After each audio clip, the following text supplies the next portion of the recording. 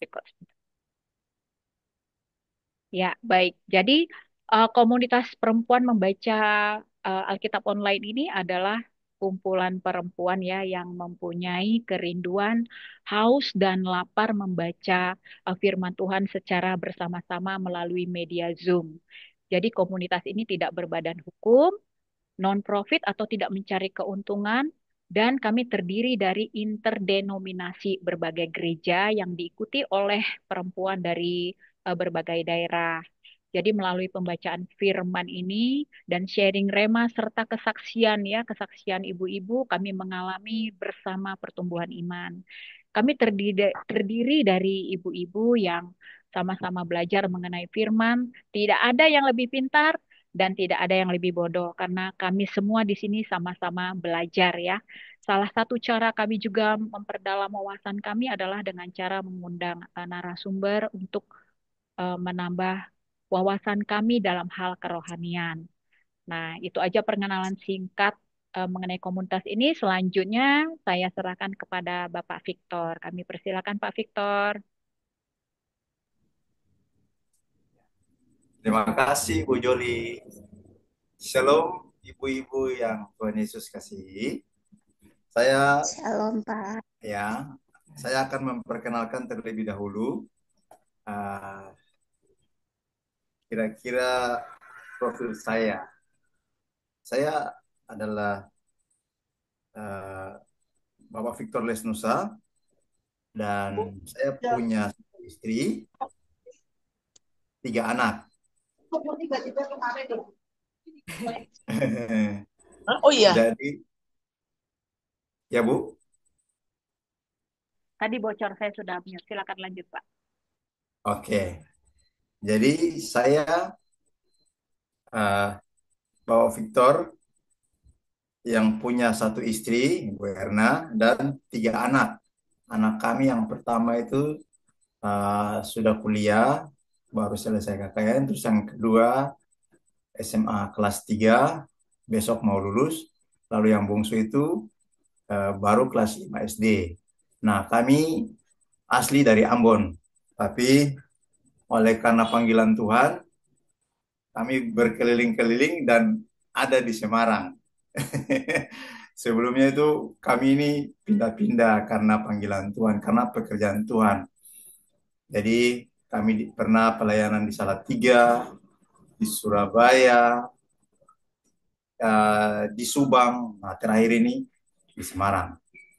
Nah, tapi kami tetap bersyukur bahwa lewat semua itu kami bisa melihat bahwa Tuhan itu nyata dan ajaib atas hidup kami. Nah, saya di Semarang ini membantu pelayanan pengembalaan di salah satu gereja namanya BBC, Bethesda Blessing Church. Nah, saya salah satu wakil gembala di sana yang menggembalakan jemaat kecil yang ada di Semarang. Jadi jemaat kita belum besar, jumlahnya sekitar 40 sampai 50 orang, masih sedikit, dan saya dipercayakan oleh Bapak Gembala kalau beliau tidak ada 2 orang wakil gembala, saya dengan teman saya namanya Pastor Joko Kristiono. Nah, kita yang menangani gereja itu kalau pas Bapak Gembala lagi pelayanan keluar. Nah, itu mungkin perkenalan singkat dari saya, dan saya akan langsung memulai dengan materi di malam hari ini. Kalau tidak ada, ya terima kasih Bu Joli.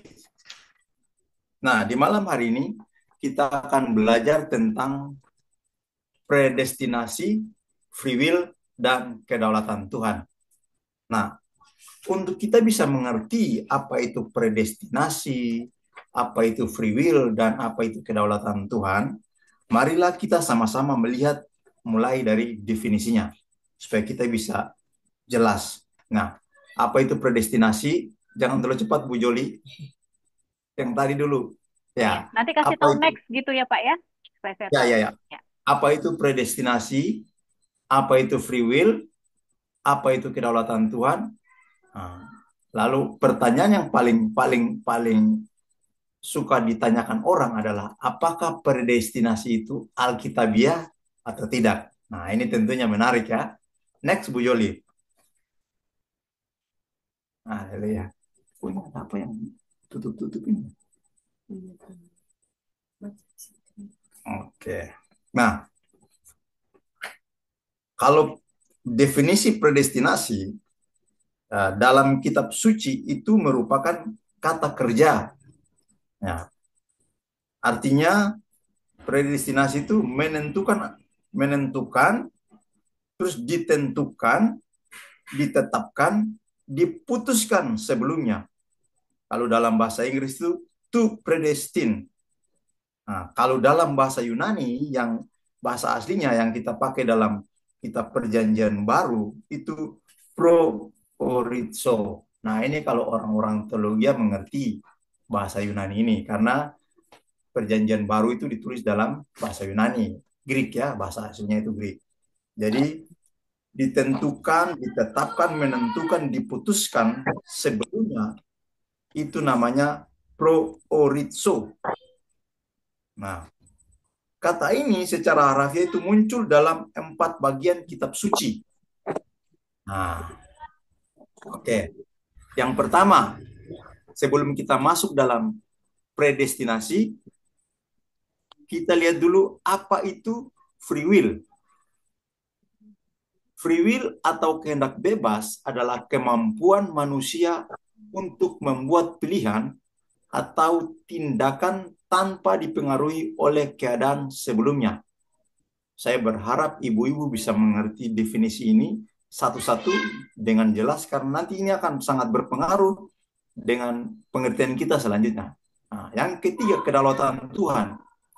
Kedaulatan Tuhan adalah kepercayaan bahwa Allah berdaulat atas segala sesuatu, baik di langit maupun di bumi. Nah, kita harus mengerti 3 definisi ini dulu.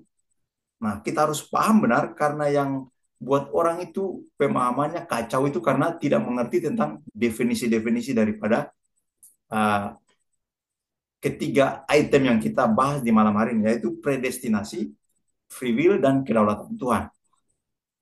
Oke, kalau saya terlalu cepat nanti bisa interrupt ya, biar biar jangan sampai terlalu cepat. Oke, itu adalah definisi daripada predestinasi, free will atau kehendak bebas, dan kedaulatan Tuhan. Next, Bu Joli. Nah, secara harafiah muncul dalam 4 bagian kitab suci yang tadi predestinasi itu. Pertama itu di Kisah Para Rasul 4 ayat 27 sampai ayat yang ke-28. Saya akan bacakannya. Sebab sesungguhnya telah berkumpul di dalam kota ini Herodes dan Pontius Pilatus beserta bangsa-bangsa dan suku-suku bangsa Israel melawan Yesus, hambamu yang kudus, yang engkau urati. Ayat yang ke-28, untuk melaksanakan segala sesuatu yang telah engkau tentukan. Nah, tentukan situ saya kasih garis besar pro orizo. Nah, dari kapan? Dari semula oleh kuasa dan kehendakmu. Nah, itu ada kedaulatan Tuhan juga di sana kalau kita baca ayat-ayat ini dengan seksama. Jadi ada predestinasi atau sesuatu yang sudah ditentukan sejak semula yang berkaitan dengan apa? Kedaulatan Tuhan, yaitu kehendak Tuhan. Next, Bu Joli. Nah, yang kedua, dalam kitab Roma pasal 29 pasal 8 ayat 29 sampai ayat yang ke-30, di sana dijelaskan seperti begini. Sebab semua orang yang dipilihnya dari semula, mereka juga ditentukannya.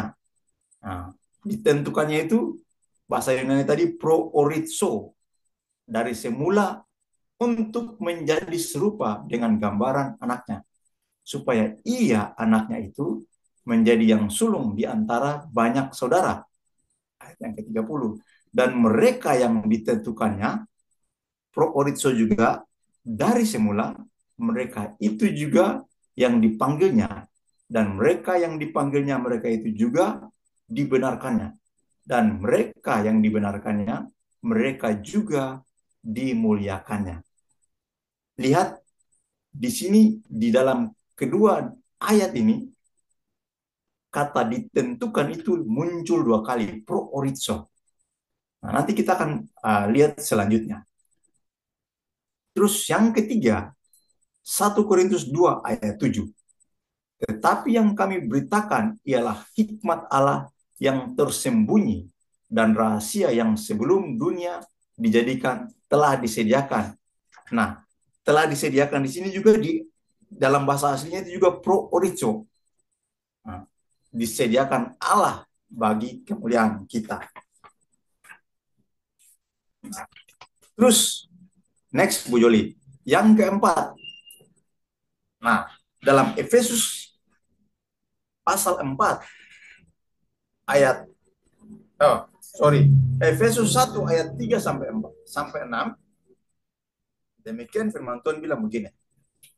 Terpujilah Allah dan Bapa Tuhan kita Yesus Kristus, yang dalam Kristus telah mengaruniakan kepada kita segala berkat rohani di dalam surga. Ayat yang keempat, sebab di dalam Dia Allah telah memilih kita sebelum dunia dijadikan, supaya kita kudus dan tak bercacat di hadapannya. Ayat yang kelima, dalam kasih Ia telah menentukan. Nah, itu muncul lagi pro orizo di sana, atau predestinasi di sana. Dipredestinasikan atau ditentukan atau yang menentukan. Ya, menentukan kita dari semula oleh Yesus Kristus untuk menjadi anak-anaknya sesuai dengan kerelaan kehendaknya. Ayat 6,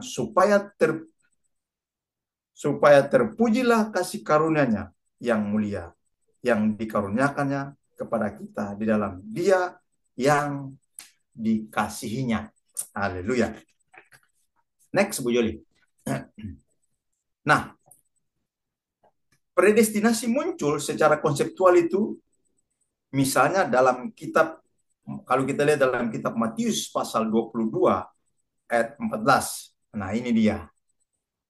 Sebab banyak yang dipanggil, tetapi sedikit yang dipilih. Saya berharap kita semua yang ada di dalam Zoom meeting ini adalah orang-orang yang bukan cuma dipanggil, tapi kita dipilih.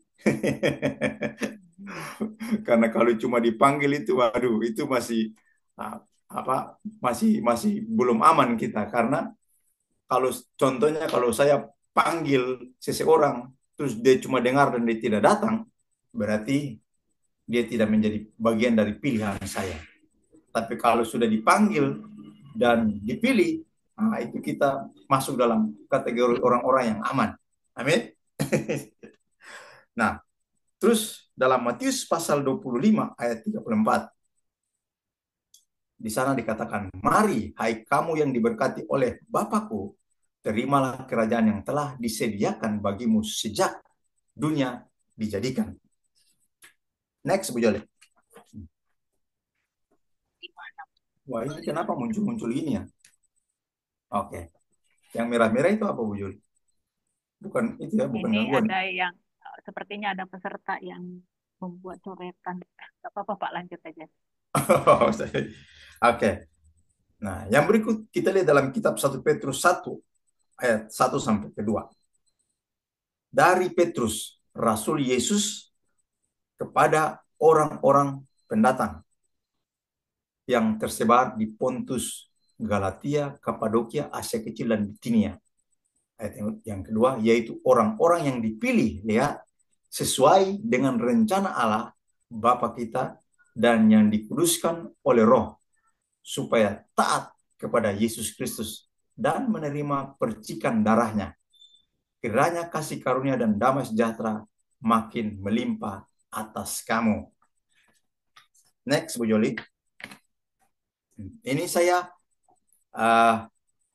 paparkan materi dulu, nanti kalau yang belum mengerti nggak apa-apa, kita bisa ada diskusi nanti. Yang berikut, banyak orang menentang, nah ini yang menarik, banyak orang menentang doktrin predestinasi. Namun doktrin predestinasi itu doktrin yang alkitabiah. Nah, kuncinya itu berusaha memahami apa arti predestinasi secara alkitabiah. Itulah sebabnya tadi di awal saya kasih dulu definisi predestinasi, supaya kita jangan bingung supaya kita mengerti definisi yang sebenarnya dari predestinasi itu apa.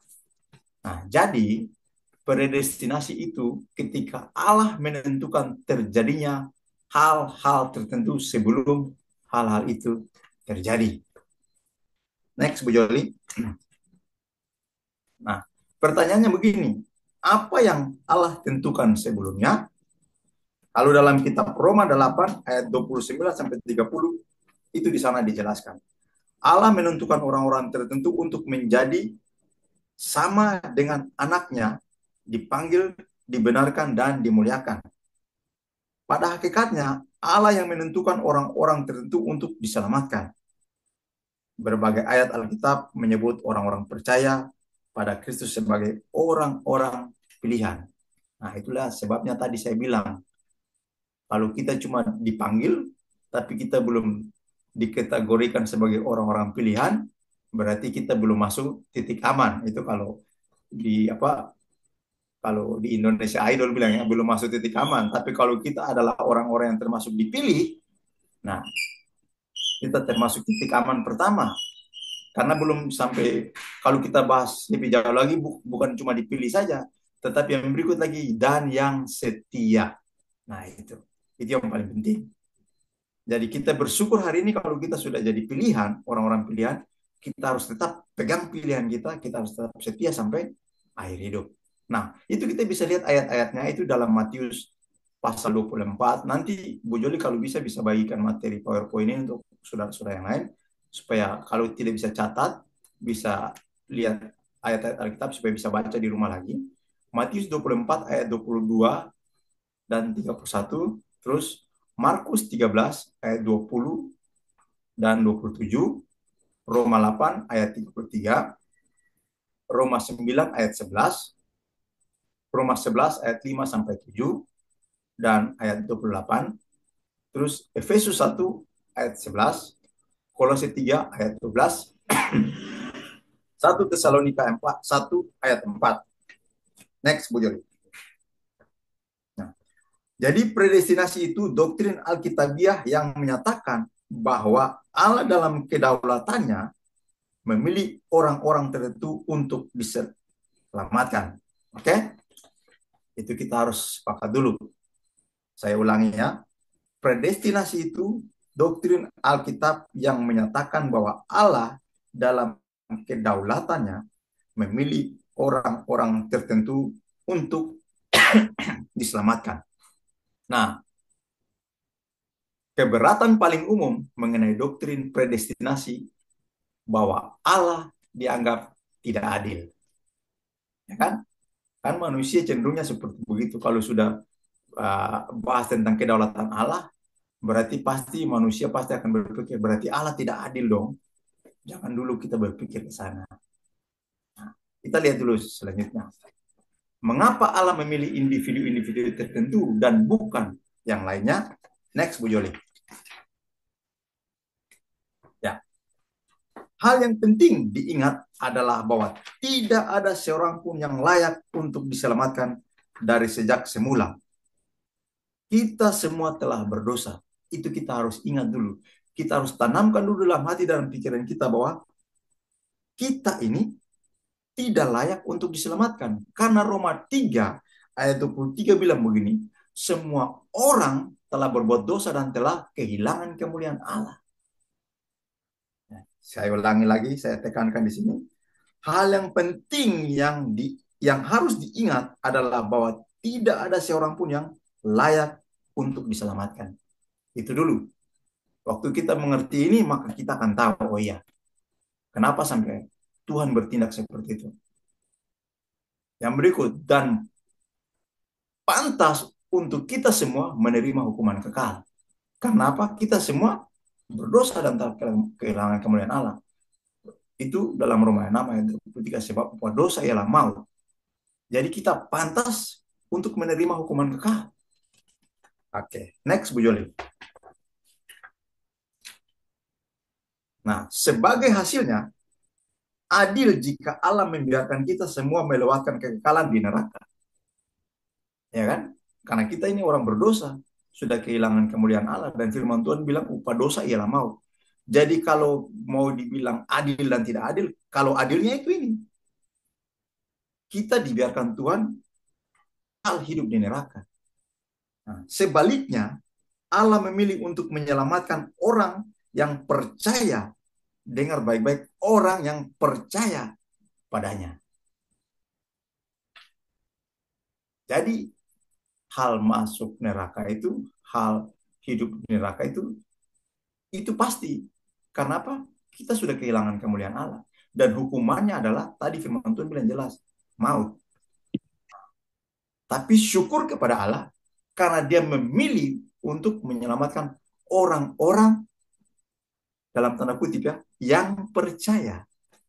Jadi kalau yang tidak percaya, kita tidak bisa bilang apa-apa. Dia punya kehendak bebas di sana, ya kan? Ada free will di sana. Kalau yang percaya berarti dia memilih untuk percaya. Dia punya kehendak bebas untuk memilih untuk dia percaya. Tuhan punya kedaulatan. Tapi ingat, manusia juga punya kehendak bebas.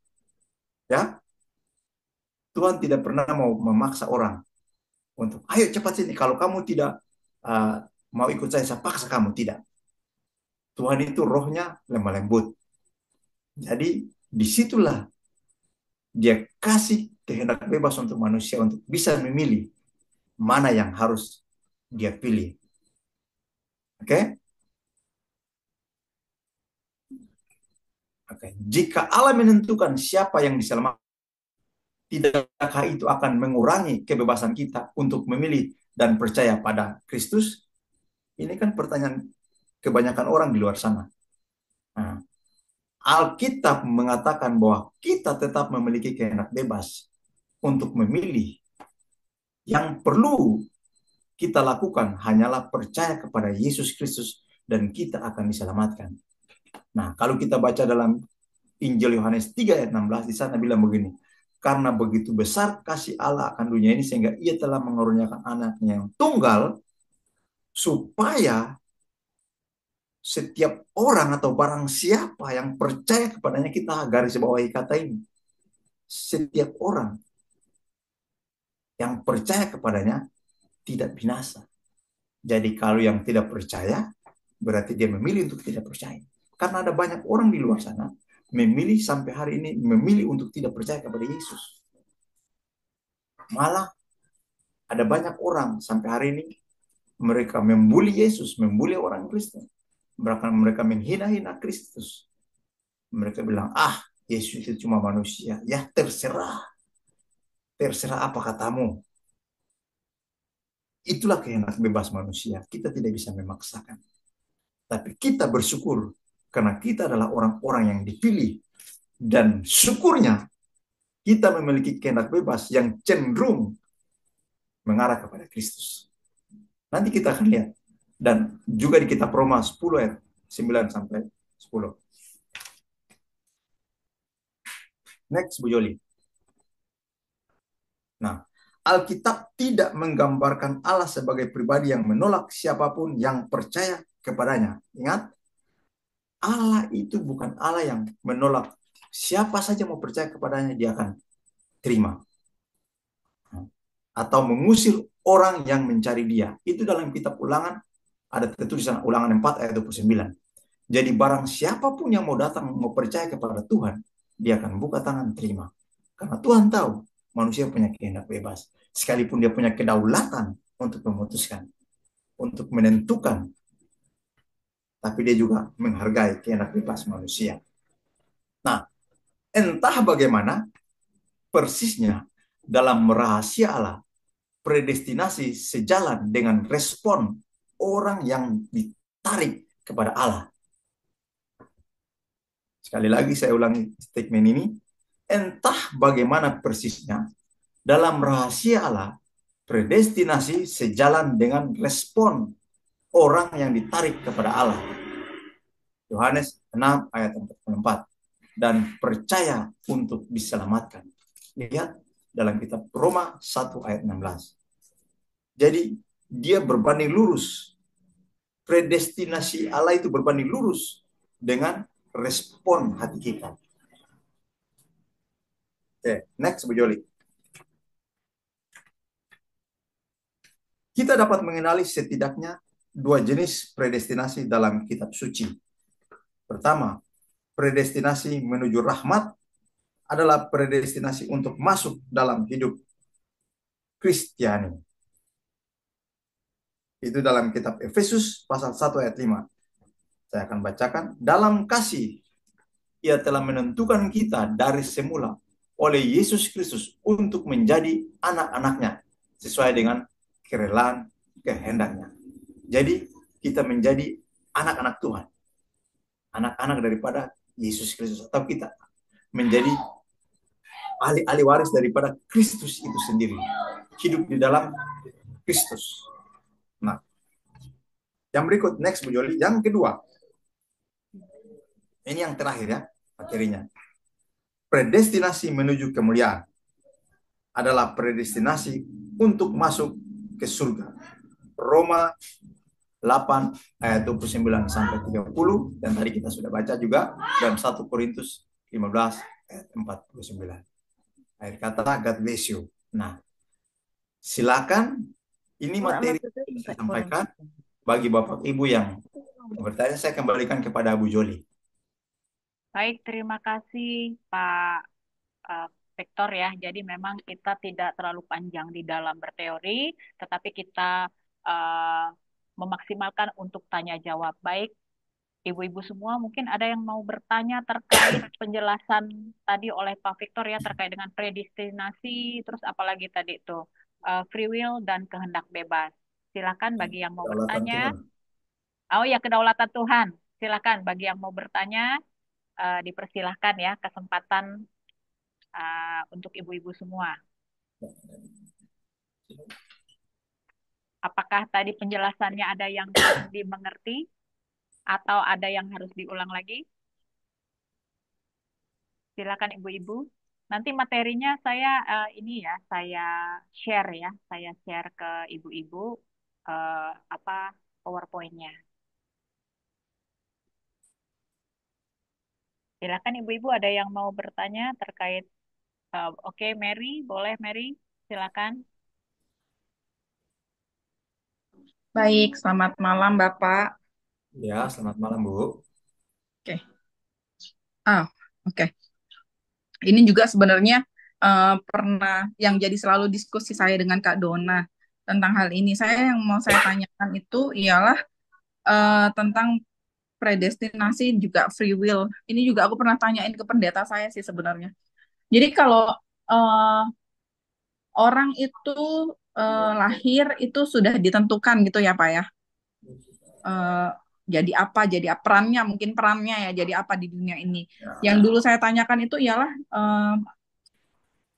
berarti kalau misalnya kayak gitu, kasihan banget yang hidup jadi yang dilahirkan yang berperan sebagai Yudas Iskariot karena perannya itu kan antagonis banget ya. Tapi kalau misalnya dia nggak berperan, apakah eh, karya penyalipan itu berarti kan nggak ada gitu kan? Tapi kok perannya dia sebagai pengkhianat, kasihan juga gitu kan? Kan mau nggak mau dia harus mau nggak mau dia akan masuk neraka gitu kan? Simpelnya gitu kan, pemikiran simpelnya. Tapi dia mengakhiri hidupnya dengan bunuh diri. Nah, bunuh diri itu juga, apakah itu jadi bunuh diri itu kan sebenarnya free will ya Pak ya. Tapi eh, apakah sebenarnya dia juga sudah ditentukan meninggalnya itu bunuh diri gitu. Itu aja. Makasih Pak. Gimana itu? Itu agak bingung juga sih sebenarnya. Ya, terima kasih Bu Mary. Kasihan orang yang apa namanya, yang ya yang gitulah, yang ya gitulah Pak. Terima kasih. Oke. Nah, jadi dari pertanyaan Bu Mary ini menarik. Memang ini sering orang bertanya, kenapa sih kalau Yudas itu sudah ditentukan dari semula untuk binasa begitu kan? Nah, dulu saya waktu remaja sekolah minggu juga saya berpikir begitu, dan saya pernah juga tanyakan pertanyaan ini kepada guru sekolah minggu saya dulu lama, dan waktu itu saya belum mendapat jawaban yang pas ya. Nah, mungkin saya akan jelaskan ya. Firman Tuhan bilang begini, kalau kita berbicara tentang Yudas Iskariot ini, firman Tuhan bilang begini, penyesatan itu memang harus ada, ya. Tetapi terkutuklah orang yang mengadakannya. Nah, kalau kita bicara tentang Yudas, kita harus perhatikan baik-baik. Memang Yudas ini dia sudah dinubuatkan. Bukan berarti dia kasihan, kita kasihan dengan dia, bukan. Atau nasibnya memang menyedihkan, bukan. Tapi kita perhatikan baik-baik. Lihat, sebetulnya dia punya kehendak bebas untuk memilih untuk tidak di sana. Tapi yang mau saya jelaskan adalah sekalipun ada Yudas atau tidak ada Yudas, tetap Yesus harus mati. Karena itu sudah Allah tentukan. Nah, tinggal bagaimana, nah, siapa yang mau diseret untuk jadi pengkhianat. Dan kebetulan waktu itu Yudas yang mau. Coba pikirkan saja waktu itu kalau Yudas tidak mau. Karena dia punya kehendak bebas. Itulah sebabnya tadi di bagian yang saya jelaskan itu, predestinasi itu dia seakan-akan itu yang ditentukan itu mengarah kepada respon hati kita. Nah, tadi gimana tuh? Jadi itu dia sejalan. Jadi bukan Tuhan itu menentukan orang, menghakimi orang, sudah kamu nanti jadi pengkhianat, kamu nanti jadi pembunuh, tidak. Tapi lewat kehendak bebas yang Tuhan berikan kepada kita semua, Yudas pun dia bisa memilih waktu itu. Kalau dia mau bertobat, sayangnya dia tidak mau bertobat. Dia memilih menyesal, tapi dia cuma menyesal saja dan dia tidak bertobat. Nah, dan kalau kita perhatikan, hari itu bukan cuma Yudas saja, si Petrus juga melakukan kesalahan yang lebih parah kalau menurut saya. Ya, kalau Yudas menjual, Petrus lebih parah lagi, menyangkal di depan banyak orang. Tapi respon hati Petrus berbanding terbalik dengan Yudas. Ya, Petrus memilih untuk bertobat, tapi Yudas memilih untuk menghakimi dirinya sendiri. Nah itu. Jadi kalau bicara soal Yudas ini agak menarik. Dan bicara soal kedaulatan Tuhan. Kedaulatan Tuhan itu dia sejalan dengan kehendak kita yang responnya yang baik. Ya. Kalau kita tidak merespon sesuai dengan kehendak Tuhan, ya itu terserah kita. Karena semuanya pilihan ada di tangan kita. Nah, ini sama dengan pertanyaan Bu Mary ini, sama dengan kalau saya analogikan sama seperti begini. Sama dengan waktu Adam dan Hawa, ini saya bicara sedikit ya. Sama dengan Adam dan Hawa waktu di Taman Eden. Ya kan? Tuhan bilang begini, semua pohon dalam taman ini boleh kamu makan. Tapi tentang buah pohon pengetahuan yang baik dan yang jahat, jangan kamu makan, nanti kamu mati.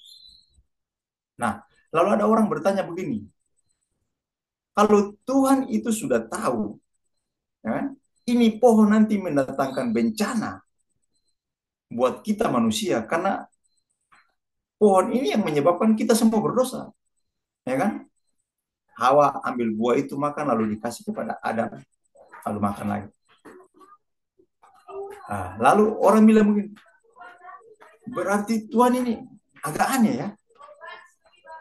Yang menjadi biang kerok adalah pohon pengetahuan yang baik dan yang jahat. Ya kan? Karena kalau manusia tidak makan itu buah dari pohon pengetahuan yang baik dan jahat, pasti tidak akan berdosa. Nah, disinilah kehendak bebas manusia dan kedaulatan Tuhan. Saya mau kasih tahu, sekalipun ada dan tidak ada pohon pengetahuan yang baik dan yang jahat, manusia itu pasti akan berdosa. Karena Tuhan itu maha tahu. Kan orang bilang begini, Tuhan itu kan maha tahu, Tuhan maha kuasa. Apakah dia tahu nanti manusia itu berdosa? Iya, dia tahu. Dan dia taruh buah pohon pengetahuan yang baik dan yang jahat itu untuk menguji sampai di mana ketaatan manusia. Sekalipun tidak ada pohon itu, Karena ada orang bertanya ini, ya kalau berarti pohon itu yang salah dong. Saya kasih tahu, sekalipun tidak ada pohon itu, tapi manusia pasti akan dosa. Karena apa? Manusia punya kehendak bebas. Jadi kalau Yudas hari itu dia memutuskan untuk dia bertobat, pasti ceritanya lain. Pasti ceritanya lain. Tapi oleh karena dia sudah dirasuki oleh setan. Nah ini yang kita harus tahu bahwa waktu kita sudah dikuasai oleh roh jahat, akal pikiran kita ini semua pasti akan tertutup. Dan kita pasti akan lupa tentang Tuhan. Kita pasti akan dikuasai. Itulah sebabnya uh, penting firman Tuhan dan penting berserah kepada Roh Kudus. Karena itu sangat penting. Bayangkan murid Tuhan saja termasuk 12 rasul bisa jadi orang yang menjual. Bahkan bisa berakhir dengan dia mengambil keputusan yang salah. Jadi kedaulatan Tuhan tetap ada, tetapi Tuhan juga menghormati kehendak bebas daripada manusia. Ya, itu saja mungkin yang saya bisa jelaskan, Bu Mary. Ya, baik. Tadi anak-anak ribut di sini jadi agak ribut. Pak, satu lagi dong, Pak. Boleh nggak, Pak? Boleh, boleh, boleh. Silakan. Kalau misalnya, oh ya, oke, Kak Dona aja. Thank you, Pak. Itu ada Kak Dona yang lain. Oh ya. Silakan Don. Pak, berarti saya boleh mengambil kesimpulan bahwa rancangan Tuhan terhadap kita itu bisa gagal oleh free will kita ya, Pak ya? Ya, betul sekali. Oke. Terus yang kedua, Pak, kalau Tuhan itu maha tahu, berarti dia pasti tahu ujung akhir hidup kita dong, Pak. Atau gimana? Ya, ya itu pertanyaannya, Bu. Oh gitu. Jadi, nggak maksud saya tuh gini loh, Pak. Kayak Yudas ya, pasti tuh kan Tuhan maha tahu. Berarti Tuhan tahu dong ujungnya Yudas pasti akan bunuh diri gitu loh ya. Iya nggak, Pak? Ya, Tuhan tahu. Tapi sekali lagi, kita dikasih pilihan. Hmm. agak, agak bingung ya. Soalnya gini Pak ya, saya ini pasti Mary udah paling tahu ya. Kayak orang yang bunuh diri itu loh Pak. Kan Tuhan pasti tahu. Jadi pikiran saya, kalau orang yang sudah memilih untuk mengakhiri jalan hidupnya, Tuhan tahu kenapa Tuhan membuat mereka itu ada gitu sih Pak. Nah, itu pertanyaan begitu yang kadang buat kita itu menyalahkan Tuhan. Uh, Itu yang tadi saya bilang, orang kalau sudah dikuasai oleh iblis, dia akan lupa dengan Tuhan. Dia akan lupa dengan segalanya. Itulah sebabnya Roh Kudus itu paling penting dalam hidup kita. Jangankan kita orang biasa, hamba Tuhan aja kalau sudah dikuasai oleh pikiran jahat, susah loh, Bu. Susah untuk dia mau recovery lagi. Terkecuali kalau benar-benar dia itu mengandalkan Roh Kudus. Pasti Roh Kudus akan ingatkan dia. Dan saya percaya setiap orang, semua orang yang mau bunuh diri, itu pasti Roh Kudus bicara lewat suara hatinya. Tapi persoalannya dia mau dengar apa enggak. Karena saya punya banyak kesaksian, ada banyak teman-teman saya yang bersaksi waktu mereka mau bunuh diri, itu seperti ada suara hati yang bicara jangan, jangan, jangan. Nah, orang-orang ini yang lolos dari bunuh diri, rencana bunuh diri ada karena mereka mendengar suara hati itu. Tapi kalau yang tidak lolos, itu karena apa? Mereka tidak mau mendengarkan Roh Kudus. Mereka lebih memilih kepada kehendak mereka sendiri. Itu, Bu.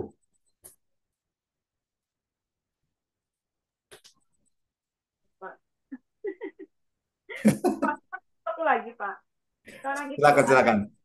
ada istilah predestinasi ganda, Pak. Jadi predestinasi manusia secara umum dan predestinasi secara orang beriman itu ada menurut Bapak bagaimana ya, Pak ya? Nah, kalau yang saya tahu saya itu predestinasi tadi yang yang dua tipe predestinasi itu yang saya tahu saya predestinasi dua tipe itu yaitu Yang pertama itu predestinasi menuju rahmat, itu yang tadi saya jelaskan. Terus yang kedua itu predestinasi menuju kemuliaan. Nah, jadi yang menuju ke rahmat itu adalah predestinasi, kita ditentukan untuk menjadi orang-orang pilihan Tuhan. Artinya menjadi anak-anaknya. Dalam Efesus 1 ayat 5 tadi, dalam kasih ia telah menentukan kita dari semula oleh Yesus Kristus untuk menjadi anak-anaknya. Itu predestinasi yang pertama. Artinya kita masuk dalam kehidupan kekristenan, atau kita masuk dalam, terhisap dalam kasih karunia Kristus, menjadi milik Kristus. Yang kedua, predestinasi menuju kemuliaan. Nah, ini yang lebih dahsyat lagi nih. Nah, adalah predestinasi untuk masuk ke surga. Itu kita bisa baca dalam kitab Roma pasal 8 ayat 29 sampai 30. Kira-kira itu yang kalau menurut saya dua jenis predestinasi itu, Bu. Tapi Pak, saya mau nanya, Ya, apakah predestinasi itu untuk yang menjadi orang percaya itu berlaku untuk semua umat manusia kah? itu dia yang tadi saya bilang. Semua? Predestinasi itu adalah Allah yang menentukan. Jadi tidak semua orang, karena Oh tidak. orang punya kehendak bebas. Oh, Nah, jadi kalau sebetulnya ini kalau dari dalam hati Tuhan yang paling dalam, dia tidak mau satu manusia pun binasa. iya betul Nah, setuju. itu dari hati Tuhan, dia tidak mau satu manusia pun binasa. Nah, persoalannya manusia punya kehendak bebas, itu persoalannya. Jadi Tuhan sudah tentukan nih. Ini contoh ya, contoh ini ada, saya kasih analogi aja. Ada satu bapak, dia sudah mau meninggal, dia punya 3 anak. Terus dia kasih warisan, dia sudah tentukan. Kamu si A, kamu dapat warisan, ini orang kaya ya, mall yang ada contoh di Cikarang. Terus kamu si B, kamu dapat warisan mall yang ada di Semarang. Lalu kamu si C, kamu dapat warisan mall yang ada di Bali. Itu dia udah tentukan tuh dalam kedaulatannya. Ingat, dalam kedaulatannya.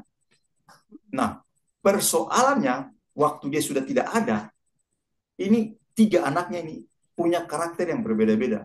Apakah anak-anak ini bisa turut dengan apa yang sudah ditentukan oleh bapaknya dari semula, sebelum bapaknya itu pergi meninggalkan mereka, waktu bapaknya masih ada dengan mereka? Ataukah waktu pas bapaknya meninggal, ini anak yang tua caplok semua, jadi perkelahian di sana? Nah, itu kira-kira yang simpel seperti begitu. Demikian juga dengan manusia. Rencana awal daripada Tuhan, itu semua manusia harus diselamatkan.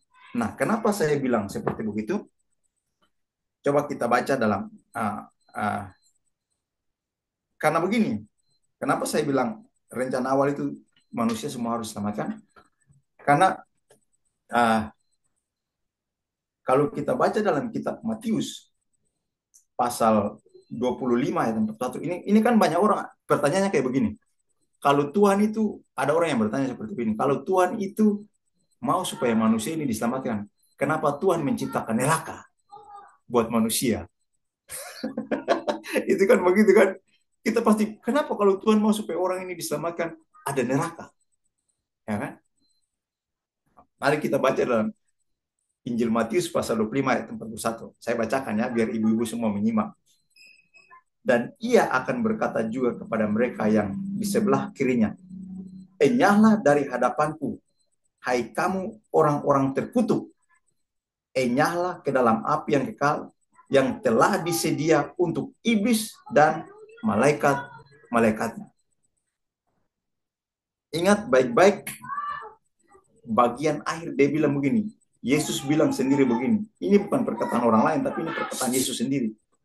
Nyala ke dalam api yang kekal, yang telah sedia untuk iblis dan malaikat-malaikatnya. Itu yang perlu kita garis bawahi. Jadi, kalau orang bilang kenapa neraka itu diciptakan, ini saya kasih tahu buat kita semua. Neraka itu tidak diciptakan untuk manusia, tapi neraka itu diciptakan untuk iblis dan pengikut-pengikutnya dan malaikat-malaikatnya. Persoalannya ada banyak manusia yang memilih untuk menjadi pengikut iblis juga. Jadi akhirnya, ya mau tidak mau, ada juga yang menuju ke sana. Itu karena apa? Kehendak bebas tadi. Padahal dalam kedaulatan Tuhan, dalam predestinnya Tuhan, dia sudah tentukan ini. Itulah sebabnya tadi dalam penjelasan saya bilang, ternyata predestinasi itu berbanding lurus dengan respon hati kita yang mau percaya kepada dia. Dalam Injil Yohanes pasal 3 ayat 16 tadi jelas, supaya setiap orang yang percaya tidak binasa. Ada tekanan di sana, setiap orang yang percaya. Kalau yang tidak percaya, kita tidak bisa bikin apa-apa. Kira-kira begitu ya Bu ya? Oke Pak, tapi Pak, saya mau nanya lagi. Silakan. Terkait Roma 9 ayat 15. Aku akan menaruh belas kasihan kepada siapa aku menaruh belas kasihan. Agak besar Bu, saya nggak dengar. Roma 9 ayat 15. Roma 9 ayat berapa tadi? Plan ayat 15, Pak. Ya berapa Bu? Ayat 15, Pak. Roma 9 ayat 15. Roma 9 ayat. Nah, ya. Silakan Bu. Iya. Di sini kan dibilang, aku akan menaruh belas kasihan kepada siapa aku menaruh belas kasihan, dan aku akan bermurah hati kepada siapa aku mau bermurah hati. Di sini berarti Tuhan netapin dari awal itu, berarti yang dipilih, berarti orang-orang yang terpilih ya Pak ya. Berarti bukan semua kah? Ya. Terbentur di situ Pak. Padahal tadi kata firman Tuhan juga bilang bahwa Tuhan itu menginginkan bahwa semua orang tidak ada yang bahwa semua orang tuh harusnya tuh selamat gitu kan. Ya. Tapi saya terbentur dengan firman ini gitu Pak. Nah, oke, terima kasih. Jadi sebenarnya itu bukan terbentur Bu. Kalau Ibu ikuti penjelasan tadi dari awal, ada orang-orang yang dipanggil, ya dengar baik-baik, ada yang dipanggil, tapi sedikit yang terpilih. Semua orang itu dipanggil Tuhan. Tapi kenapa cuma sedikit yang terpilih? Nah itu. Dan kalau ayat ini dia bilang begini, aku akan menaruh belas kasihan kepada siapa aku mau menaruh belas kasihan. Ini kedaulatan Tuhan.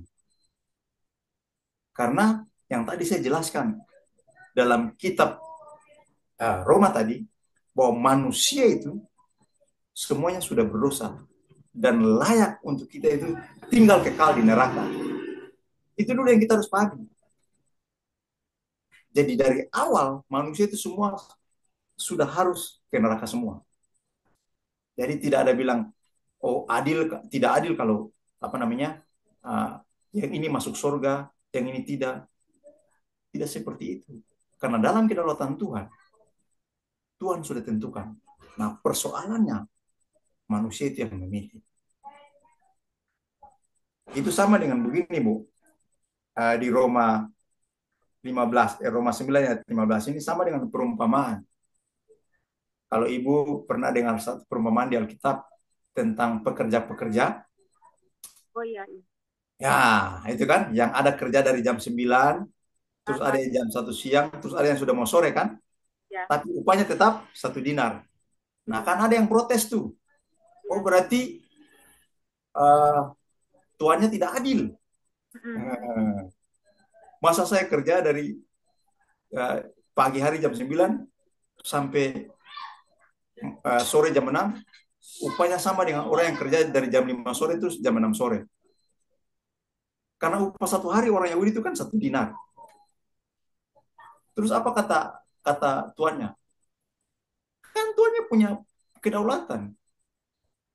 Dia yang memilih, dia tidak mau tahu. Yang penting dari respon hatinya, bukan tergantung dari pekerjaannya. Kan sudah standar benar kan? Iya kan? 1 hari 1 dinar.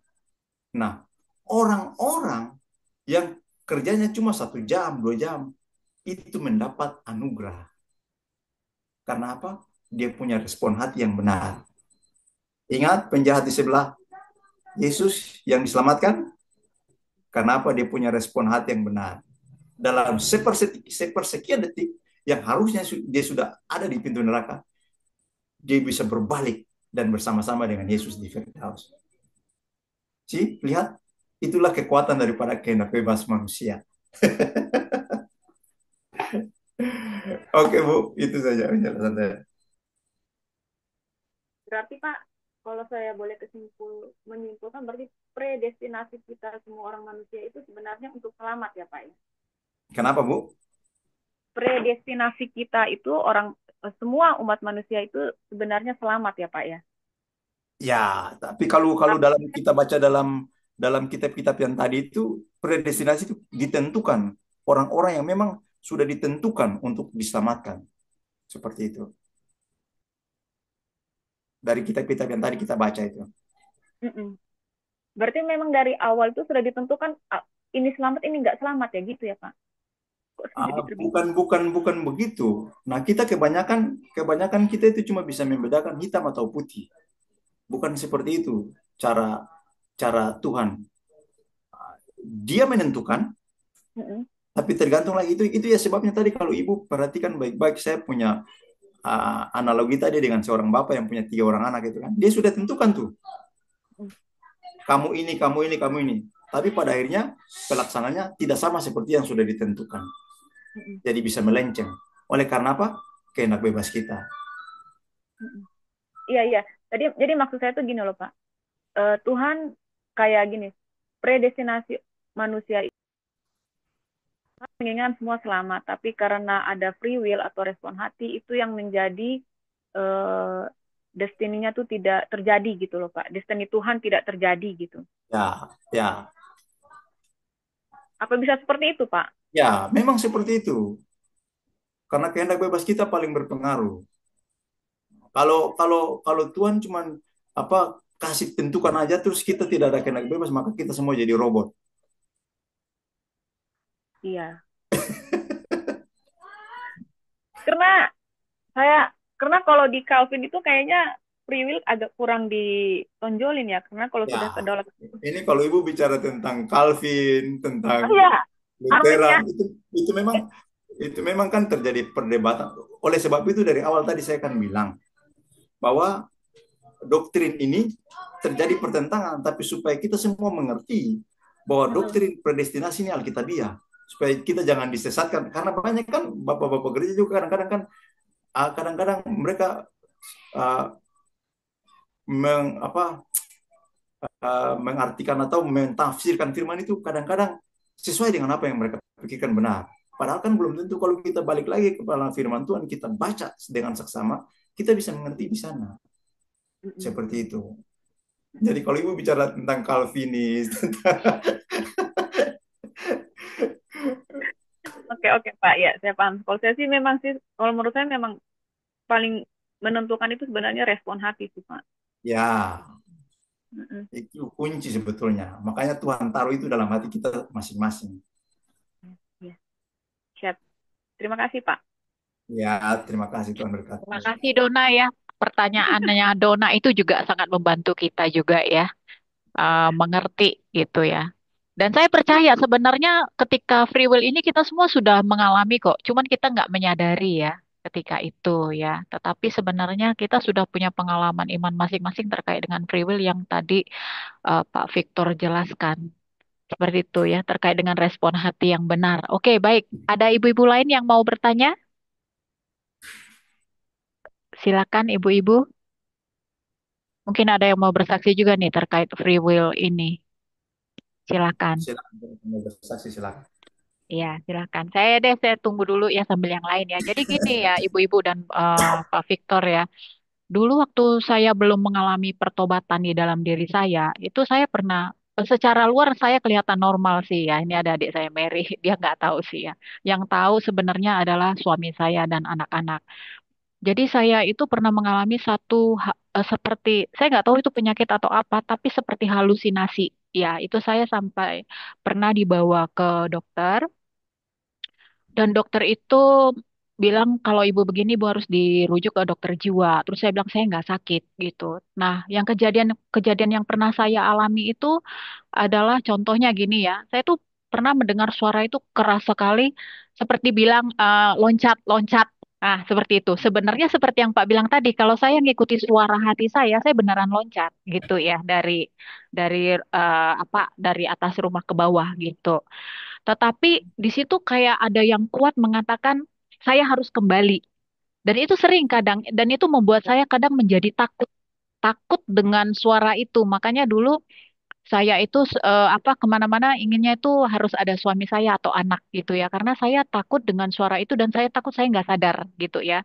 Nah, tetapi apa saya bersyukur bahwa kemudian saya mengalami apa ya titik balik dalam hidup dan disitulah ya semua dipulihkan ya. Artinya ada pemulihan-pemulihan dan kemudian yang suara-suara seperti halusinasi itu memang apa sudah hilang gitu ya. Tetapi saya tahu itu akan bisa kembali kalau saya tidak menjaga diri saya.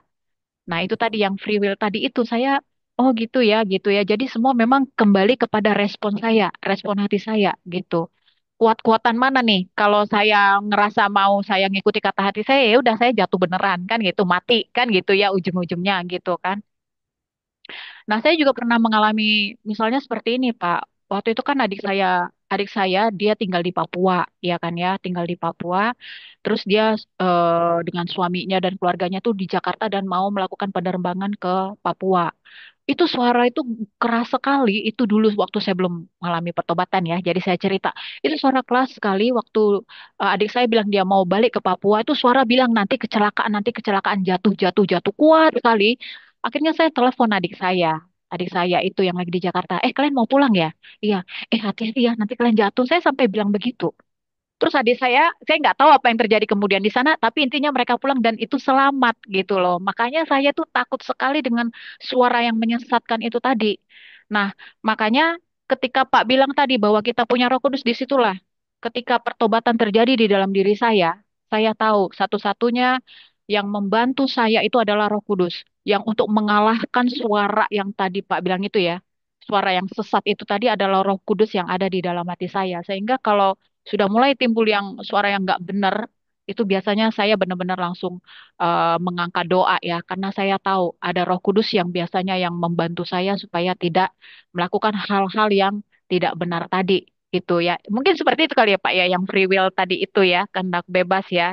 Makanya supaya tidak terikuti oleh si iblis yang kurang ajar yang mau menuju kepada kematian itu tadi, kita harus punya Tuhan yang kuat ya, punya Roh Kudus di dalam diri kita. Seperti itu. Ya Oke, itulah terima tadi maksud kasih. saya cerita singkat mengenai apa yang pernah terjadi dengan hidup saya dulu. Seperti itu. Luar biasa ya. Mengeri Pak, malah lu bukan luar biasa tapi ngeri saya.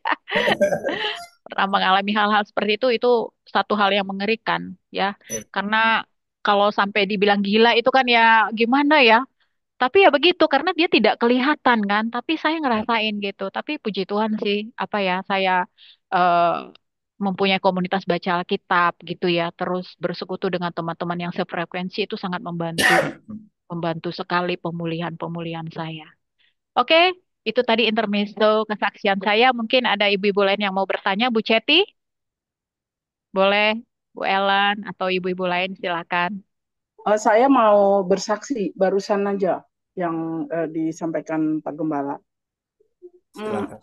pada saat Mbak Mary sampaikan, maksudnya Mbak Mary bertanya tuh kayak macam Roh Kudus tuh ngasih tahu sebelum sebelum Pak Gembalanya tuh nyampain ke Mbak Mary tuh Roh Kudus sudah sampaikan ke saya. Jadi pada saat Mbak Mary bilang Yudas, lalu Roh Kudus sampai itu Simon Petrus gimana? Digituin.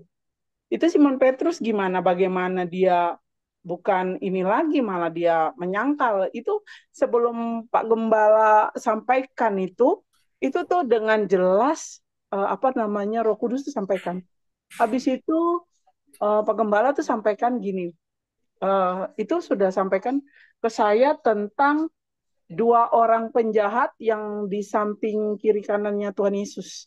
Nah itu juga perumpamaan tentang itu juga kok bisa kok bisa Tuhan sampaikan. Abis itu Pak Gembala sampaikan juga. Wow, saya bilang Tuhan Yesus terima kasih ya. Jadi kayak macam apa ya? Semua yang disampaikan Pak Gembala tuh kayak macam sudah apa namanya? Sudah kayak macam saya sudah mendahului tahu ini loh yang akan disampaikan sama Pak Gembala gitu loh. Saya bilang sama Tuhan, saya kayak macam baca teks ya. Saya saya ya, Tuhan, saya seperti baca teks ketika Pak Gembalanya ngasih tahu itu kayak seperti saya merasa tuh, bukan merasa, saya melihat tuh kayak seperti Pak Gembala tuh lagi kayak macam otak saya dengan otak Pak Gembala tuh kayak macam sinkronisasi sehingga menjelaskannya itu sama gitu, walaupun saya nggak menjelaskan, Pak Gembala yang menjelaskan. Jadi saya bilang, Tuhan terima kasih Engkau sudah mengingatkan aku tentang masa-masa bagaimana Engkau memilih orang yang benar-benar hidupnya di dalam Tuhan, yang tidak mengandalkan orang lain, ya, yang tidak mengandalkan manusia, hanya mengandalkan Engkau Tuhan, dan memberi arti yang positif sehingga kita dapat mengerti makna yang tertera dalam firman-Mu supaya kita lebih lagi hidupnya mengandalkan Engkau. Lalu saya bilang gini, Tuhan, uh, sebelum saya masuk tuh saya lihat di TikTok ada kayak macam Tuhan lagi mengadili orang-orang yang Tuhan lagi mengadili, lalu malaikat-malaikat tuh lagi ngangkat orang-orang berdosa dilemparin di api. Saya bilang, kok tadi kan saya nonton itu, kenapa sekarang dibahas di sini ya? Saya gitu. Jadi kayak macam Tuhan tidak berkenan gitu dengan orang-orang yang tidak hidupnya di dalam Tuhan. Saya bilang, lalu saya bilang gini sama Tuhan, Tuhan terima kasih ya, sinkronisasi antara firman-Mu dengan hamba-Mu Tuhan, membuat aku lebih dekat lagi dengan-Mu Tuhan, sehingga apapun yang aku lakukan, berarti Engkau yang menyuruh aku, Engkau yang memerintahkan aku, dan aku siap gerak. Itu saja sih Pak yang saya tangkap tadi lewat penjelasan Bapak dan sinkronisasi antara Roh Kudus yang Roh Kudus sampaikan buat saya sehingga mata saya terbuka lebar mengingat bahwa memang Tuhan Yesus itu dia memilih orang yang tepat dalam setiap pelayanan yang dia butuhkan. Itu Pak. Terima kasih, Tuhan Yesus berkati. Terima kasih Bu Ceti, Tuhan berkati. Luar biasa ya. Silakan Mary. Berarti itu kayak Bu Ceti itu berarti mengkonfirmasi ya.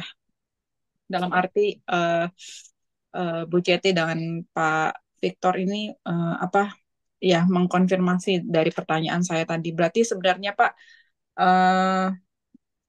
kesempatan itu selalu terbuka ya buat manusia untuk bertobat gitu ya Pak ya. Betul sekali Bu. Oke, ya. Terima kasih.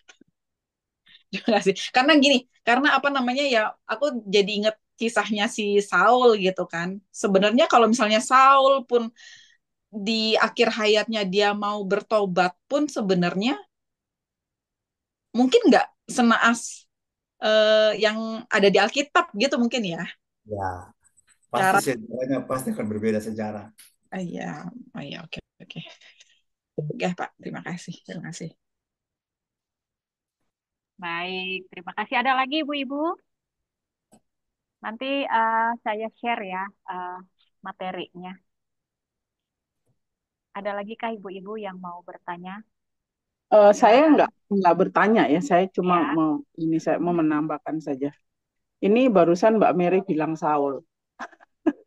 Itu tadi itu sama juga Mbak Mary bilang Saul, itu juga sama. Jadi perumpamaan tadi pas Pak Gembala sampaikan itu, Mbak Mary bertanya, itu ada kata Saul di dalam hati saya dibilang itu Saul itu dipilih sebagai raja, tapi dia menduakan Tuhan, mengecewakan Tuhan. Habis itu ya itu kayak macam saya tuh baca tulisan gitu, jadi saya tuh lagi bungkus kacang sambil dengar, makanya saya matiin kamera. Saya lagi bungkus kacang, tapi tuh saya kayak macam ditulisin gitu. Itu Saul. Itu Saul loh, bukan Yudas aja, itu Saul. Nah, lihat tuh Petrus juga. Simon Petrus apa Petrus ya saya gituin. Simon Petrus apa Petrus. Habis itu loh dua orang apa namanya penjahat yang kiri kanannya Tuhan Yesus. Jadi saya tuh ngeliatin kayak macam alam alam nyata, alam roh dan alam nyata ya. Pada saat bungkus kacang itu kayak macam saya nonton film, Pak. Saya lagi nonton film. Pertanyaan Mbak Mary itu seperti saya lagi nonton film. Jadi orang-orang yang di dalam cerita itu tuh saya tuh lagi nonton gitu. Saya lagi nonton. Saya ngeliatin mereka disalib apa namanya mereka disalibkan sama-sama Tuhan Yesus. Lalu saya ngeliatin Saul tuh lagi berperang dengan baju sirahnya dia, baju apa perangnya dia. Kemudian dia berkhianat. Kemudian saya ngeliatin si siapa namanya tadi Yudas. Yudas tuh lagi digantung diri. Lalu abis itu saya ngeliatin siapa namanya? Saya ngeliatin Simon Petrus ya Pak Gembala ya. Simon Petrus tuh dia lagi berdiri di salah satu rumah, kemudian dia lagi mengintip ngintip di mana Tuhan Yesus tuh lagi apa namanya Tuhan Yesus tuh semacam lagi ya diadili oleh orang-orang itu. Lalu Tuhan Yesus melihat tapi dia sembunyi lagi gitu. Itu saya lagi nonton banget, saya bilang, wow, ini apa ya? Padahal saya lagi bungkus kacang. Saya lagi ini kacang dengan api. Saya bilang, oh Tuhan, uh, saya nggak tahu. Hari ini saya kan nonton Benny Him ya itu, yang urapan dia nyanyi, dia hanya memuji Tuhan. Lalu apa ya? Lalu dia sehari full dari pagi saya bekerja sambil saya nonton Benny Him. Dan ini saya baru ngeliatin pada saat Pak Victor Lesnusa menyampaikan ini, kemudian ada pertanyaan, di situ saya nonton film. Gitu loh. Saya lagi nonton film, benar-benar pertanyaan itu seperti saya lagi nonton film. Dan saya sampai ini saya lagi lemes banget. Tiba-tiba saya lemes banget dan saya tahu urapan Tuhan mengalir buat saya. Apa namanya? Oh, Tuhan Yesus, terima kasih. Oh, haleluya. Terima kasih Pak Victor. Yang pasti saya mau ngasih tahu untuk semuanya, hiduplah di dalam Tuhan dan masuk dalam perkenanan Tuhan. Karena Tuhan Yesus sedang menunggu kita satu persatu. Ya tadi dibilangin, banyak yang terpanggil, sedikit yang terpilih. Itu sih. Terima kasih Tuhan Yesus. Yes, luar biasa Bu Ceti ya. Baik, apakah ada ibu-ibu lain yang mau bertanya? Jangan-jangan yang terkoneksi itu aku sama Bu Ceti. Ya nanti setelah sesi ini silakanlah kalian kontak-kontakan ya. Kok bisa terkoneksi gitu loh. Karena ini ya Pak ya, apa namanya? Dan free ya.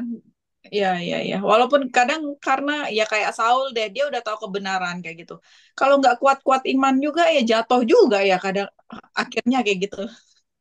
Itu Ya, berlaku sampai sekarang kan. Ya itu free will tadi itu ya Pak ya.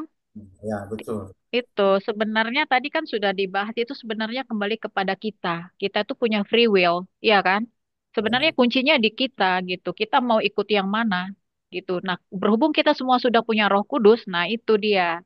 Kita harus bisa lebih ke Roh Kudus daripada kedagingan. Kan pilihannya begitu tuh. Godaannya terlalu banyak kita itu.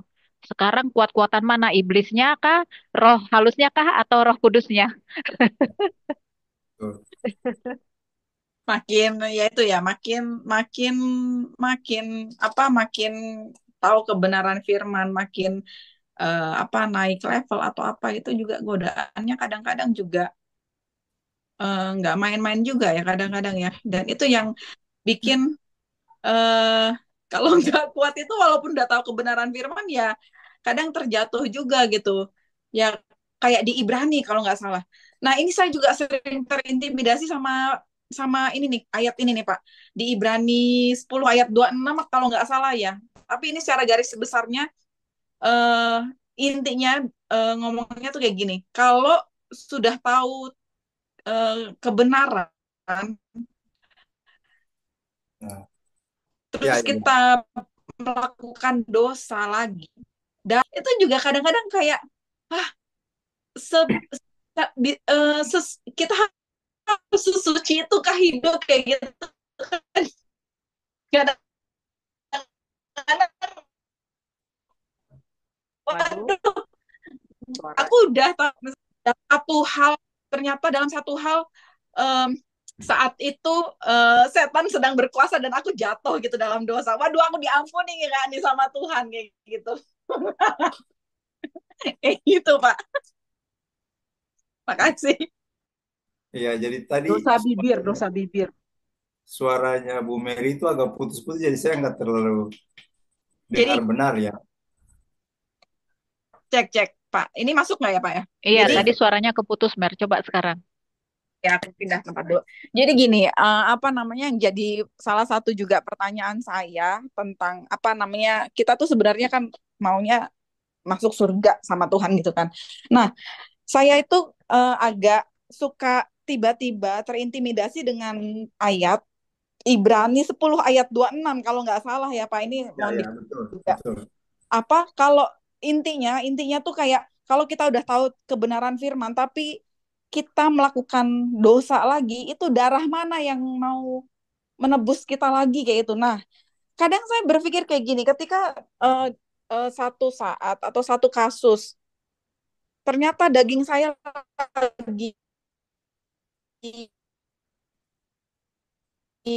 gede nih dan mengalami suara kudus, jangan Mary, jangan misalnya kayak gitu kan. Tapi saya ternyata melakukan dosa gitu. Saya kadang berpikir, waduh, ketika sadar gitu, aku bikin dosa nih. Aduh, aku udah tahu kebenaran firman, kenapa aku bikin ini ya? Aduh, aku nggak diampuni dong. Aduh, aku dosa dong. Aduh, aduh, aduh, kayak gitu-gitu loh, Pak. Nah, itu apakah diampuni atau enggak? Karena kan itu berhubungan dengan free will lagi kan. Udah tahu kamu itu dosa, ngapain kamu bikin? Nah, jelas-jelas di Ibrani itu ditulis tuh kalau kamu udah tahu kebenaran firman, tapi kamu bikin dosa, darah mana lagi nih yang bisa menebus dosa kamu nih kayak gini, kayak gitu Pak. Ya, oke. Jadi kalau dari ayat firman Tuhan ini, saya baca ya, biar kita semua jelas ya. Ibrani 10 ayat 26. Sebab jika kita sengaja berbuat dosa, sesudah memperoleh pengetahuan tentang kebenaran, maka tidak ada lagi korban untuk menghapus dosa itu.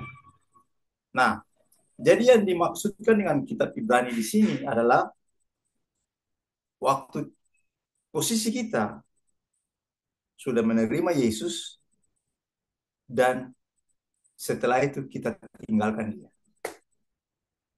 Karena kita perlu semua harus tahu, selama kita masih punya nafas, masih tetap ada kesempatan untuk kita bertobat. Tapi kalau kita tinggalkan Yesus dan nafas kita selesai, maka sudah tidak ada lagi korban penghapus dosa. Syukur-syukur kalau dia tinggalkan Yesus, tapi dia masih bisa berbalik lagi dan bertobat lagi. Nah, persoalannya manusia kalau dia sudah memutuskan untuk tinggalkan kepercayaannya, itu susah untuk dia membalik lagi. Ya, contoh tadi yang paling sederhana aja. Suara yang Ibu Joli dengar kan? Susah kan? Susah itu. Ini sekarang baru anggap sudah tidak ada pengaruh lagi. Coba waktu itu. Seakan-akan kita itu kayak dibodohi dan dikuasai dan kita tanpa sadar. Nah, orang yang meninggalkan kasih karunia itu sama dengan itu. Itulah sebabnya kita Ibrani ditulis untuk menjadi peringatan bagi kita. Nah, sebab jika kita sengaja berbuat dosa, sengaja setelah kita tahu kebenaran firman Tuhan, kita sudah tahu kalau Yesus itu satu-satunya jalan menuju surga, tapi kita sengaja tinggalkan dia. Terus setelah itu, hidup kita berakhir. Sebelum kita memutuskan untuk balik lagi, bertobat lagi. Ya otomatis, tidak ada pengampunan dosa lagi. Nah, itu yang kita harus pahami. Jadi ayat firman Tuhan ini bukan mengintimidasi kita, Bu Mary, bukan. Tapi menjadi pengingat bagi kita. Supaya kita orang-orang yang sudah dipilih Tuhan. Itulah sebabnya tadi saya bilang, ada 3 fase kan. Dipanggil, dipilih, dan yang setia. setia sampai akhir, itu yang mendapat mahkota kemuliaan. Itu. Jadi selama kita masih ada dalam dunia ini, Rasul Paulus bilang begini, kerjakanlah keselamatanmu dengan takut dan gentar. Itu, karena ayat Ibrani ini. Jadi kita diperingati berulang-ulang supaya jangan sampai kita terpeleset ke sana. Kalau kita pernah terpeleset, cepat-cepat balik. Ada beberapa teman saya yang pernah terpeleset, tapi puji Tuhan, hari ini mereka balik. Ada yang terpeleset, tapi puji Tuhan juga sebelum akhir hayat hidupnya, dia berbalik. Nah, jadi itu. Jadi ini bukan berarti firman Tuhan langsung menghakimi kita, enggak. Jadi waktu kita sudah tahu kebenaran, kita berbuat dosa, tidak ada pengampunan lagi, tidak. Tapi ini peringatan supaya apa? Waktu kita berbuat dosa, cepat-cepat dibereskan sebelum kasih karunia itu berakhir. Kapan kasih karunia kita itu berakhir? Waktu nafas kita ini diambil daripada kita. Itulah waktu kasih karunia kita berakhir. Karena waktu nafas kita diambil daripada kita, sudah tidak ada lagi pertobatan. Kita sudah tidak bisa bertobat lagi. Syukur kalau kita ada dalam kehendak Tuhan sampai akhir hayat kita. Maka kita akan aman. Kita dicap sebagai orang-orang yang setia sampai akhir. Kira-kira begitu, Bu Mary? Wow. Setia sampai akhir nih, mampu nggak? Harus Terima kasih mampu ya. banyak. Biar kita ketemu di surga semua. Amin. Amin. Amin. Makasih banyak Pak Victor. Ini penjelasannya itu bikin saya lega jujur. Ya, jadi kita memang harus ingat itu tadi ya, seperti yang Pak Victor bilang, apa pengingat ya. Jadi firman Tuhan itu lebih kepada pengingat kepada kita ya, seperti itu ya. Jadi itu hati-hati dengan intimidasi. Itu kan cenderung ke apa ya, membuat kita menjadi takut. Tetapi kalau pengingat itu membuat kita menjadi apa, mencegah atau preventif, membuat kita untuk waspada, berhati-hati gitu loh. Iya, iya. Karena jujur juga sih, Pak. Karena jujur juga, apa namanya, mungkin tiba-tiba itu muncul ayat itu, terus saya kayak, ah, aku nggak diampuni lagi. Terus aku kayak berpikir, terus eh gi- gim- kayak kayak nggak ada harapan. Terus tiba-tiba kayak saya ditunjukin, saya ditunjukin waktu itu kemarin beberapa hari yang lalu, saya kayak tiba-tiba ditunjukin apa namanya, kayak dibawa ke pengalaman saya disiksa di neraka apa segala macam kayak gitu deh. Itu kayak emang eh, bikin aku waktu itu memang ada peringatan juga dari Tuhan, kamu kamu bertobat kayak gitu kan. Tapi ya itu ayat itu terngiang-ngiang lagi kayak gitu, jadi kayak ketakutan sendiri akhirnya. Astaga. Ya, sudah dikuatkan Ya, tadi ya oleh Pak ya, Victor ya. Pak banget. Victor, terima Jadi, kasih. jadi, Baik, Makasih banyak. jadi sebentar. Jadi ya. gini. Jadi gini, Bu Mary. Saya mau kasih tahu, kita ini bukan hakim atas diri kita sendiri. Kenapa orang banyak bunuh diri? Karena dia jadi hakim atas dirinya sendiri. Dia pikir dia lebih berhak daripada Tuhan. Padahal Tuhan bilang begini, jangan kamu menghakimi. Itu bukan untuk sesama kita saja, tapi juga untuk diri kita. Banyak orang yang mengambil keputusan yang salah. Karena apa? Dia menghakimi hidupnya sendiri, dia menghakimi dirinya sendiri. Dia pikir dia jadi hakim yang paling baik. Itulah sebabnya Tuhan larang kita untuk jangan menghakimi. Baik kepada sesama kita, bahkan kepada diri kita sendiri. Itu. Jadi kalau tadi Ibu Mary punya kesaksian itu lebih kepada menghakimi diri sendiri. Karena menganggap saya ini sudah terlalu berdosa. Saya kasih tahu, dosa yang bagaimana yang Tuhan tidak sanggup untuk membereskan. Tidak ada satu dosa di dunia ini yang tidak Tuhan bereskan. Dia bilang begini, tetelestai, sudah selesai. Jadi kita mau lebih dari Tuhan, jangan posisikan diri kita sebagai Tuhan. Kalau Tuhan bilang sudah selesai, berarti dosa semua dia sudah bereskan. Jangan lagi kita hakimi diri kita. Itu yang kita perlu lakukan adalah bertobat saja. Itu Mary. Tuhan berkati. Iya, luar biasa ya penjelasannya Pak Victor ya. Makanya kita tiap hari itu memang selalu harus bertobat ya Pak Victor ya. Ya. Dan jangan mudah terintimidasi nanti penghakiman terhadap diri sendiri. Ya kan? Nah, Ketika kita menghakimi diri kita sendiri itu sebenarnya yang membuat kita menjadi merasa jauh dari Tuhan. Ya. Nah, hati-hati ya kita orang yang sudah bergaul lama dengan Tuhan, belajar Roh Kudus, jangan sampai kita terintimidasi dan jangan menjadi hakim bagi diri sendiri ya. Itu nanti membuat kita akhirnya menjadi terhambat, kemajuan iman kita terhambat karena kita terlalu pusing memikirkan itu dan kita nggak bisa maju bersama Tuhan. Ya, ingat kebenaran itu memerdekakan. Wais, kita udah pada ya. merdeka semua belum ini ya? Kalau kita udah merdeka nggak akan ada tuh pikiran-pikiran terintimidasi seperti itu. Haleluya. Yes. Haleluya. Adakah ibu-ibu lain? Silakan Bu Elizabeth, Bu Mensi, Bu Sri, Ibu DP, Bu Elizabeth, Sophie, Bu Marina, Bu Dona. Oh, Dona udah. Bu Harmoni, Bu Ellen, Dewi mungkin. Kalau tidak ada, saya tunggu dulu ya nih 5 menit ya. Kalau tidak ada, mungkin bisa Bapak Victor mungkin membuat satu Aku kesimpulan lanjut untuk. dong. Oh ya ya, silakan Dona. Ya, oke sebentar ya Don. Nanti setelah Dona, Pak Victor bisa membuat satu kesimpulan untuk memberikan penguatan kepada kita semua dan langsung ditutup doa ya Pak Victor ya. Doa penutup untuk kita semua. Baik, silakan Dona. Eh, Pak, saya mau nanya kalau soal Saul, itu kan sebenarnya dia tahu soal dia ahli lah dalam Taurat gitu kan. Dia tahu berarti ada janji-janji Tuhan di Perjanjian Lama di Yesaya gitu. Nah, yang saya pengen tahu dia dia mengalami Tuhan ketika eh, mengalami pengalaman secara pribadi. Ya, yang saya pengen tanya tuh kenapa Tuhan tidak melakukan itu ke semua orang gitu loh, Pak. Maksudnya gimana, Bu? Maksudnya Saul itu kan bisa bertobat karena dia mengalami perjumpaan pribadi dengan Tuhan kan. Paulus, Paulus. Paulus, Oh ya. Saulus, aku Saul ya, Saulus, ya. Dalam perjalanannya menuju ke Damsik gitu loh, Pak. Ya. Nah, pertanyaannya, kenapa Tuhan tidak melakukan itu ke semua orang? Atau Tuhan sudah melakukan itu, hanya orang itu nggak tahu? Jadi sekali lagi kita harus tahu, ya terima kasih buat atas pertanyaannya. Tuhan itu adil atas semua kita. Kalau pertanyaannya kenapa Tuhan tidak melakukan untuk semua orang, Tuhan sudah lakukan untuk semua orang. Yang jadi persoalannya tadi, masing-masing orang itu punya pilihan sendiri-sendiri. Karena apa? Kehendak bebas tadi.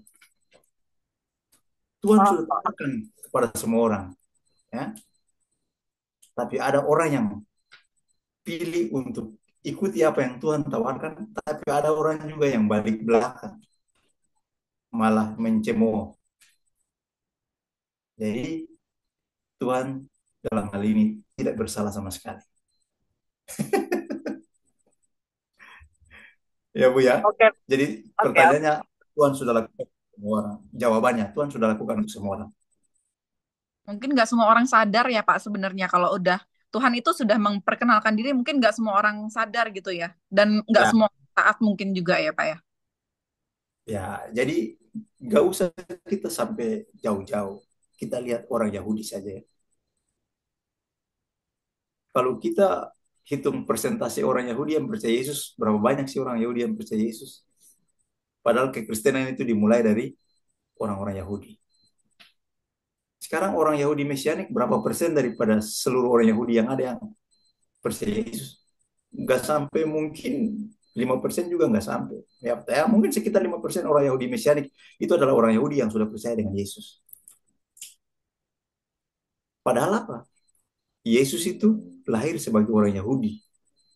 Ya, juru selamat itu datang di tengah-tengah orang Yahudi. Dan dia tawarkan keselamatan itu kepada mereka. Tapi coba lihat, jangan kita bicara seluruh dunia dulu. Bicara orang pilihan Tuhan dulu. Orang Yahudi dulu. Ada begitu banyak orang yang menolak kasih karunia Tuhan. Ada begitu banyak orang yang menolak mempercayai keselamatan yang ditawarkan oleh Yesus. Apalagi kalau kita bicara soal semua orang. Wah, baterai cas dulu. Iya, itu ada Bu Harmoni mau tanya ya Bu Harmoni ya. Ini baterai laptop saya sudah mau habis nih. Saya Iya. buka dulu Iya, ini bahaya Bu nih. Harmoni mau tanya? Iya, mungkin ini di luar topik ini saya nanya terakhir sedikit ya Pak Ya, ya. terakhir Iya. ya. Nah, nanti gini, Iya, kalau misalnya ada yang perlu mau nomor kontaknya Pak Victor bisa hubungi saya kasih jadi bisa diskusi lebih dalam ya. makasih Oke, sedikit silakan Bu aja. Harmoni. Ya. Nah, kenapa itu Pak ya? Seseorang itu eh misalnya ya gampang sekali eh diintimidasi iblis dibanding padahal dia nggak jahatin orang, nggak apa gitu, nggak berbuat jahat sama orang, gampang gampang sekali disantet atau apalah gitu, gampang masuk lah dibanding orang-orang yang gimana ya nggak pernah lah gitu dijahatin sama si iblis. Kira-kira di mana ya letak perbedaannya ya Pak ya kira-kira? Nah, ini Bu, saya kasih tahu. Orang yang kena santet itu orang yang tidak hidup benar-benar di dalam Tuhan. Sebab kalau orang yang punya Roh Kudus, firman Tuhan bilang begini, roh yang ada di dalam kamu lebih besar dari roh yang ada di luar sana. Jadi kalau sampai ada orang Kristen kena santet, ada orang Kristen kena yang namanya guna-guna, berarti itu pertanyaannya, apakah dia benar-benar sungguh-sungguh mengenal Kristus atau tidak. Saya punya banyak pengalaman Bu soal ini. Kalau saya bilang saya banyak disantet dan itu tidak pernah mempan. Karena apa? Saya andalkan dalam pelayanan saya roh Tuhan. Sebelum segala sesuatu terjadi, roh Tuhan sudah bicara dulu ke saya, hey, kamu harus berhati-hati, hey, kamu harus begini. Jadi semuanya ada antisipasi. Sebelum saya sampai di Semarang ini, saya pelayanan di Maluku dan di desa-desa, di hutan-hutan. Itu kalau tidak mengandalkan Roh Kudus, maka saya sudah tidak ada lagi di tempat ini. Mengerikan. Itu kita dikirim apa? Setan, aduh sudah tidak bisa. Bahkan anak-anak saya itu loh sampai kadang-kadang saya harus begadang tengah malam, saya harus berdoa sama istri saya. Malam-malam tidak bisa tidur, kita harus berdoa perangan hampir setiap saat. Coba perhatikan baik-baik sampai detik ini Tuhan tetap luputkan kita. Itulah kenapa saya bilang kalau orang Kristen yang sungguh-sungguh hidup dalam kebenaran, santet dia tidak bisa dikena, tidak bisa kena pada dia. Jadi kalau sampai orang Kristen itu kena santet, berarti perhatikan saja, mungkin saja dia tidak sadar, dia ada simpan kemarahan terhadap orang lain, atau dia lagi simpan dendam, atau dia ada simpan dosa yang lain yang kita tidak tahu. Selama ada dosa, itu jadi makanan iblis. Jadi supaya kita tidak kena santet, hiduplah dalam kebenaran, andalkan Roh Kudus. Itu pengalaman saya, Bu. Saya dengan istri punya pengalaman, waduh, sudah sekitar 20 tahun lebih kami melayani Tuhan. Dan kami bisa melihat penyertaan Tuhan. Tuhan selalu meluputkan kami dalam berbagai bahaya. Karena firman Tuhan dalam kitab Mazmur juga bilang begini, kemalangan orang benar itu banyak, tetapi perhatikan baik-baik, tetapi Tuhan meluputkannya. Jadi kita harus tahu itu. Ya Ibu ya. Iya. Ya terberkati Pak. Terima kasih nih Pak Victor. Ya. Ya, baik. Silakan Pak Victor mungkin mau memberikan closing statement kemudian berdoa tutup. Jadi dari hari ini kita boleh pelajari bahwa predestinasi itu adalah doktrin Alkitabiah. Oh, saya pikir sudah mati. Predestinasi itu adalah doktrin Alkitabiah dan sesuai dengan firman Tuhan. Yang kita perlu waspadai adalah kehendak bebas kita. Kehendak bebas kita yang Tuhan taruh itu bisa jadi sesuatu yang berguna, tapi juga bisa jadi senjata yang mematikan bagi kita. Oleh sebab itu kita harus berhati-hati dalam mengurus kehendak bebas kita. Itulah Tuhan kenapa sangat menghargai orang-orang yang memiliki kehendak bebas. Dan dia memilih untuk tetap menjadi bagian daripada rencana keselamatan Tuhan. Dan kedaulatan Tuhan, kita harus tahu, itu pasti akan terjadi bagi kita, orang-orang yang mengasihi dia. Bahkan bagi orang-orang yang tidak mau tahu atau tidak mengenal dia, kedaulatan Tuhan pun akan terjadi atas mereka. Jadi kita harus tahu. Di malam hari ini kita belajar satu hal, bahwa kehendak bebas kita sangat mempengaruhi dengan apa yang Tuhan sudah tawarkan, dengan kasih karunia yang Tuhan sudah berikan bagi kita. Jadi dari pelajaran ini kita harus cermati bahwa kita harus mengandalkan Roh Kudus. Karena apa? Kehendak manusia kita bisa salah, tapi Roh Kudus tidak akan pernah salah dalam membimbing kita. Itu saja yang perlu saya sampaikan di malam hari ini. Biarlah kita semua hidup mengandalkan Roh Kudus. Biarlah hati kita selalu terkoneksi dengan Tuhan. Karena yang paling penting bukan kehendak bebas kita, atau bukan sesuatu yang kita pikir,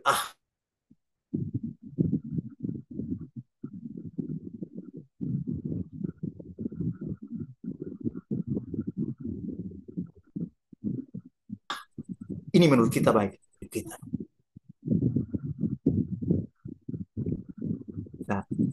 akan merespon sesuai dengan hati kita,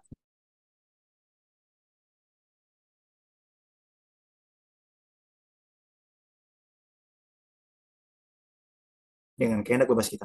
Kita harus tetap kita, tapi respon Tuhan, sehingga kita aman, kita bebas. Haleluya, amin. Amin. Baik Pak, tutup doa Itu Pak. saja, Bu. Laptopnya kayaknya sudah cekot itu. Silakan Pak, doa tutup ya. Sudah mau mati ya. Iya, Kita ya. doa ya. Iya. Terima kasih sebelumnya. Kita doa. Bapa di surga, Bapa dalam nama Tuhan Yesus Kristus, kami bersyukur Tuhan di malam hari ini. Kalau Tuhan boleh bersama-sama dengan kami, Roh Kudus boleh memberikan pewahyuan yang baru dalam hidup kami, sehingga kami boleh mengerti kehendak Tuhan dalam hidup kami. Kami tidak berjalan menurut kehendak kami, tetapi kami mengikuti kehendak-Mu, sehingga kami aman, sehingga kami selamat dalam perlindungan-Mu, kami selamat dalam tangan-Mu, Tuhan Yesus. Terima kasih Bapa, berdoa dalam nama Yesus, tolong kami, hamba-Mu, bahkan ibu-ibu yang mendengarkan kebenaran firman Tuhan di malam hari ini, biar kami semua tetap setia, tetap pegang teguh kepada kasih karunia yang Tuhan sudah berikan bagi kami sampai pada akhir hayat kami, sehingga kami semua boleh tersenyum, kami boleh bertemu muka dengan Engkau Tuhan Yesus, bukan cuma lewat bayang-bayang, tapi kami akan melihat muka dengan Engkau Tuhan, sehingga kami boleh bersuka cita oleh sebab Tuhan telah memimpin kami sampai pada akhir yang tepat. Terima kasih Bapak, mau berdoa sekali lagi memberkati ibu-ibu ini, biarlah mereka terus bertumbuh dalam bacaan Alkitab tiap hari, biar Roh Tuhan menolong mereka supaya bukan saja mereka membaca, tapi Roh Tuhan memberikan pengertian akan setiap kebenaran firman yang mereka baca, sehingga dari pengertian itu mereka mengerti dan mereka boleh melakukan firman Tuhan dalam hidup mereka. Di dalam nama Tuhan Yesus Kristus kami berdoa dan mengucap syukur kepada Bapa di surga. Haleluya. Amin.